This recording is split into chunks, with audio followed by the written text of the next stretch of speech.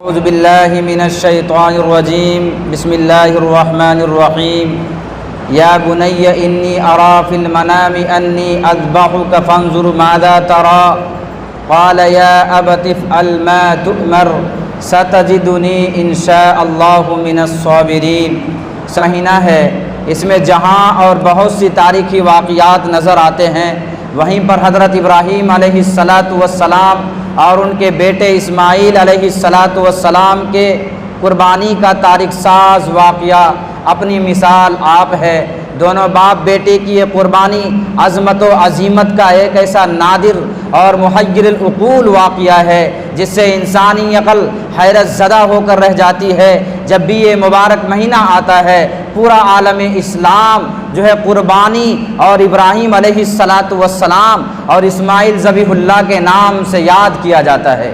معزز سامعین کرام، یہ قربانی جس کو دنیا کے تمام مسلمان ہر سال اس مہینے کی 10ویں، 11ویں اور 12ویں تاریخ کو کرتے ہیں، ایک بہت بڑے واقعہ کی یادگار ہے۔ یہ بھی دنیا کی تاریخ کا سب سے بے نظیر اور سبق آموز ہے۔ اس واقعے کی ابتدا حضرت ابراہیم خلیل اللہ علی نبینا و علیہ السلام اور حضرت اسماعیل علیہ السلام کے واقعے سے ہوتی ہے، جس میں ایک غیبی خواب کی وجہ سے باپ اپنے بیٹے کو راہ خدا میں قربان کرنے کے لیے لے جاتے ہیں۔ دنیاوی دستور کی طرح دینی اصول بھی ہے، جو جس قدر نزدیک ہوتا ہے اتنا ہی اس کا امتحان لیا جاتا ہے۔ پھر خدا کا دستور وہ نہیں ہوتا جو عام ہوتا ہے، بلکہ اس کے ساتھ خاص ہوتا ہے۔ ان کے ساتھ قربانی کا، مشقت کا، پریشانی کا اور اثار و قربانی کا امتحان اور ایگزامینیشن ہال میں ایگزام پاس کرنا پڑتا ہے۔ طرح طرح پر جو آزمائشوں کے منزلوں سے گزرنا پڑتا ہے، چونکہ انبیاء علیہم السلام نے فرمایا، ہم گروہ انبیاء اپنے اپنے مراتب، اپنے اپنے درجے کے اعتبار سے جو ہے امتحان کی آزمائشوں اور مشقتوں میں ڈالے جاتے ہیں۔ قربانی عید الاضحیٰ بھی اسی طرح ایک عاشق حقیقی خدا کی نزدیکی کی مکمل باپ بیٹے کی ایک داستان ہے، جس کو دنیا باپ ابراہیم اور اسماعیل کے نام سے بیٹے جانتی ہے۔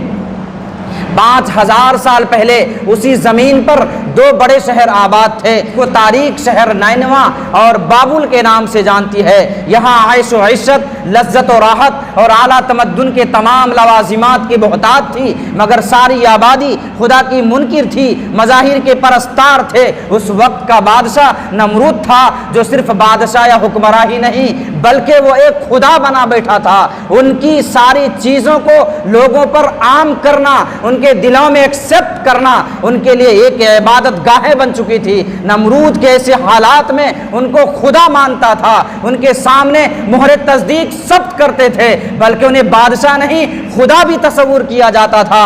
اللہ رب العزت نے ایسے ماحول میں، ایسے پرفتن دور میں اللہ تبارک و تعالیٰ نے اپنے محبوب، اپنے پیغمبر ابراہیم علیہ السلام کو مبعوث کرتے ہیں، بھیجتے ہیں ایسے حالات میں جس نمرود کے خدائی کو تسلیم کر چکا تھا۔ انسان کو اپنے آپ کو زندگی میں ایک اسلام کا صحیح کلچر لانا، صحیح طریقہ لانا بڑا مشکل اور کٹھن کا سامنا کرنا پڑ رہا تھا۔ انسان گناہوں کے دلدل میں پھنسے جا رہے تھے، اور ایسے سچویشن میں اللہ تبارک و تعالیٰ نے ابراہیم علیہ السلام کو بھیجا تاکہ لوگوں کو گمراہی سے نکال کر صحیح راستے کی طرف دکھلانے کی کوشش کرے۔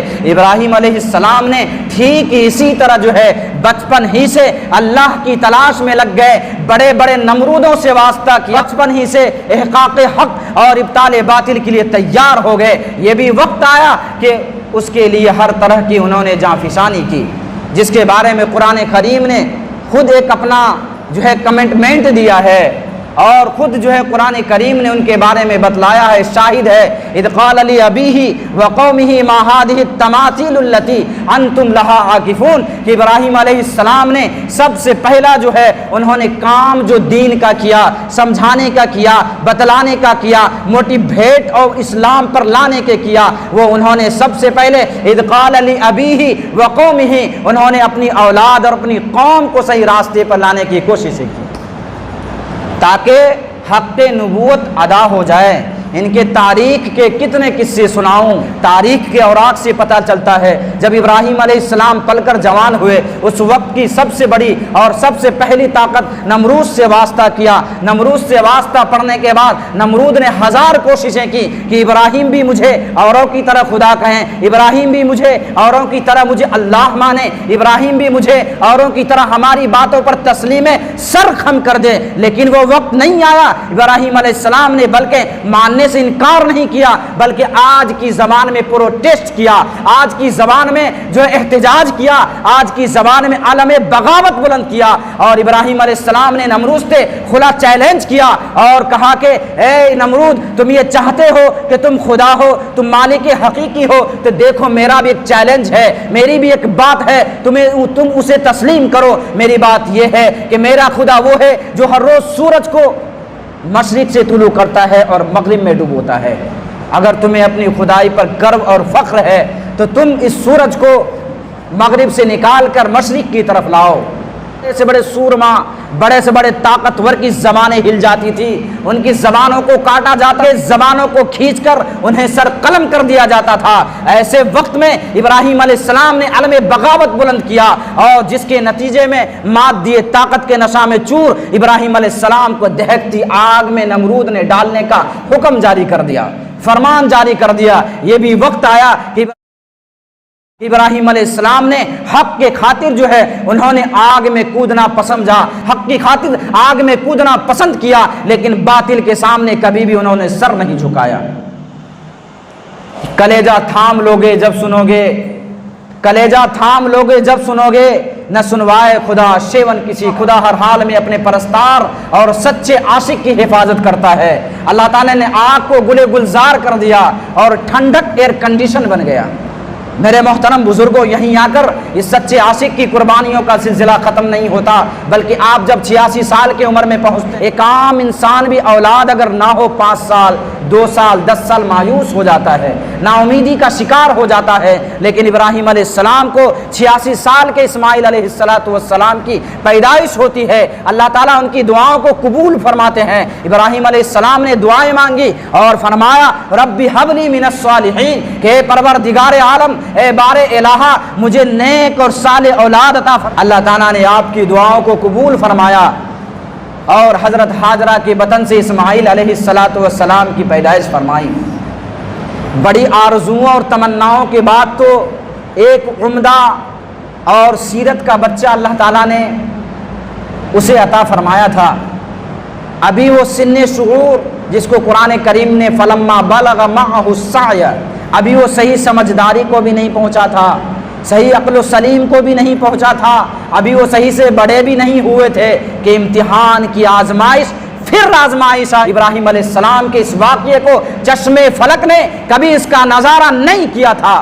روایتوں میں آتا ہے کہ ابراہیم علیہ السلام نے مسلسل ان خوابوں کو 3 دن تک دیکھتے رہے۔ کتنے دن تک؟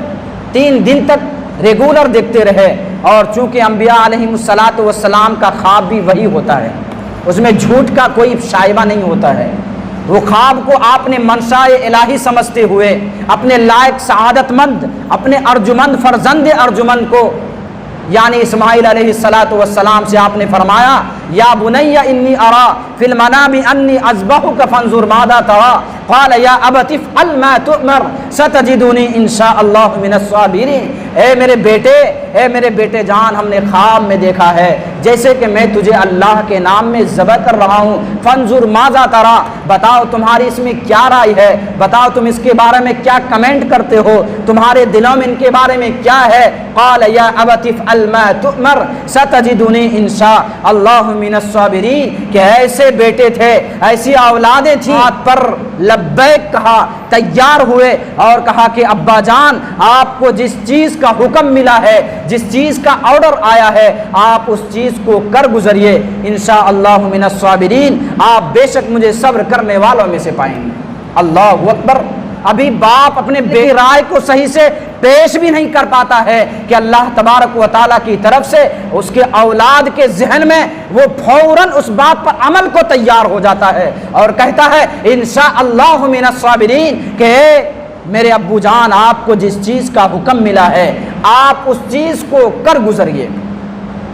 حکم ربانی کے مطابق ابراہیم علیہ السلام اللہ کے حکم کو لے کر، اللہ کے فرمان کو لے کر آپ مکہ سے مشرق کی جانب مینا کی طرف اپنے اولاد کو لے کے چل ہوتے ہیں۔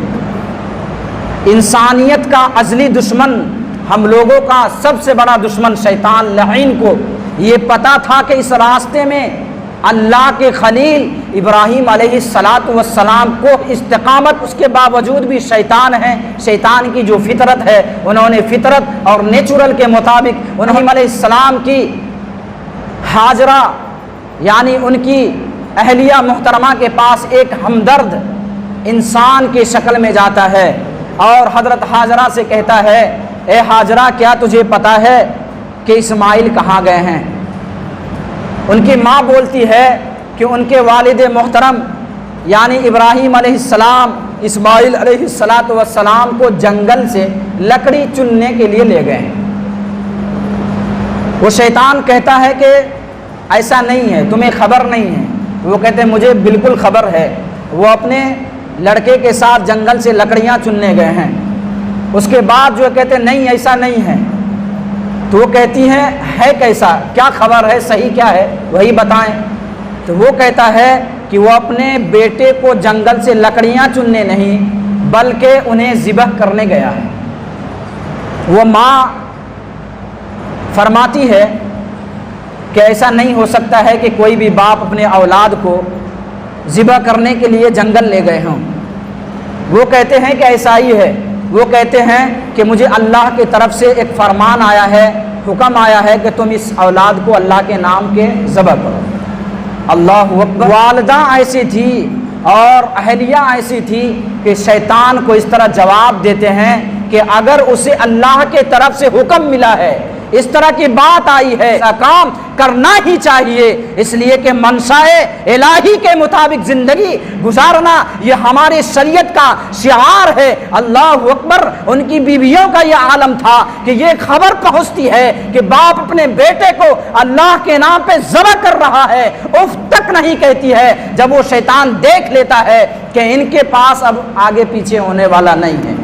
ابراہیم علیہ السلام کے پاس ایک ہمدرد کی شکل میں، مہربان کی شکل میں، ایسا ہوتا ہے نا اگر کسی کو کام کی ضرورت پڑتی ہے تو وہ آدمی چھوٹا ہو یا بڑا ہو تھوڑا گریہ بازاری کے ساتھ جاتا ہے، تھوڑا نرم لہجے میں بات کرتا ہے۔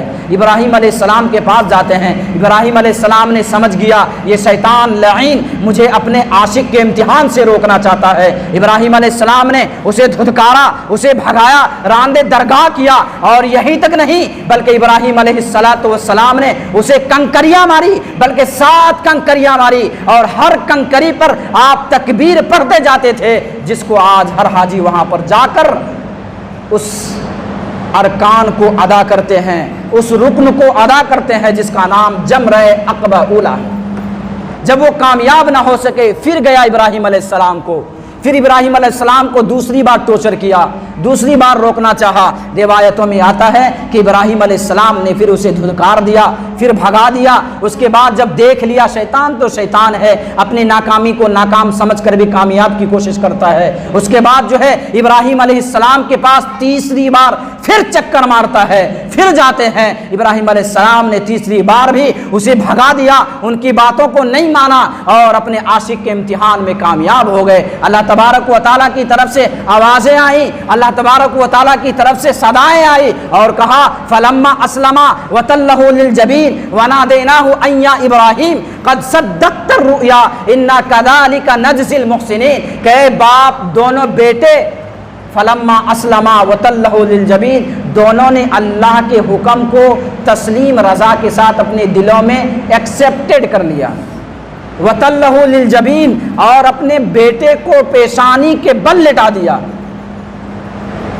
اس کے بعد قد صدقت الرؤیا انا کذالک نجزی المحسنین، اللہ تبارک و تعالیٰ کی طرف سے آوازیں آتی ہے، صدائیں بلند ہوتی ہے اور فرماتے ہیں اللہ تعالیٰ قد صدقت الرؤیا، کہ ابراہیم تو نے خواب سچ کر دکھایا، انا کذالک نجزی المحسنین، ہم اسی طرح نیکوکاروں کو بدلہ دیا کرتے ہیں۔ حقیقت میں قربانی کا گوشت کھانا، کھلانا، جانور کو ذبح کرنا، کرانا مقصد نہیں، بلکہ ایک شریعت کا ایک حکم ہے۔ اللہ تبارک و تعالیٰ کی طرف سے ایک حکم ہے، اللہ تبارک و تعالیٰ کی طرف سے ایک فرمان ہے جس کی تعمیل اور اطاعت ضروری ہے۔ ابراہیم علیہ السلام کے بارے میں حضرت ابن عباس رضی اللہ تعالیٰ عنہ فرماتے ہیں کہ ابراہیم علیہ السلام نے جب ذبح کا ارادہ کیا، جب ذبح کرنے کے لیے انہوں نے کوششیں کی، اللہ تبارک و تعالیٰ کی طرف سے آوازیں آتی ہے، صدائیں بلند ہوتی ہے اور فرمایا جاتا ہے قد صدقت الرؤیا، یعنی اے ابراہیم تو نے خواب سچ کر دکھایا۔ بار الہٰ کی رحمت جوش میں آتی ہے اور چھری کو حکم ہوتا ہے کہ ان کی گردن کٹ نہ پائے، ان کا ایک بال بھی باقا نہ ہو پائے، بلکہ ہمارا مقصد خون بہانا نہیں، لن ینال اللہ لحومها ولا دماؤها ولکن ینالہ التقوی منکم، بلکہ جو ہے تمہارے خون اور گوشت کٹانا مقصود نہیں ہے، بلکہ مجھے تو اطاعت اور جذبہ دیکھنا مقصود ہے کہ تم اللہ کے لیے کتنا کر گزرتے ہو اور تم اپنے لیے کتنا کر گزرتے ہو۔